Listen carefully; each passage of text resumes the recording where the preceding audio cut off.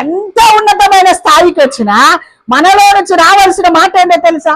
మనదేముందయ్యా, అది ఉందా దేవుని కృప, మనదేముందమ్మా అంతా దేవుని కృప అని నువ్వు పలుకు. అక్కడ దేవుని నామానికి మహిమ కలుగుతుంది, అక్కడ దేవుని నామానికి ఘనత కలుగుతుంది. ఆ మహిమకు అర్హుడుగా యోగ్యుడుగా మన దేవుడు ఉన్నాడు గనక ఎంత భయంకరమైన పరిస్థితి మన జీవితంలో ఎదురైనా క్రమక్రమేణా వెళ్ళగొట్టి మనకు ఆ ఉన్నతమైన స్థాయి దేవుడు ఇస్తాడు. ఇచ్చిన తర్వాత మనస్సులో గర్వం అనేది రావడానికి వీలు లేదు లేదు లేదు లేదు. ఎప్పుడు మనసులో గర్విస్తామో ఇది కాదు కదా, ఇంతకన్నా డబుల్ వచ్చినా ఇంకా ఏదొచ్చినా ఏ పరిస్థితి వచ్చినా మనస్సులో గనక గర్వం వస్తే ఏం జరిగింది ఉజ్జయకి? చదువు ఇప్పుడు.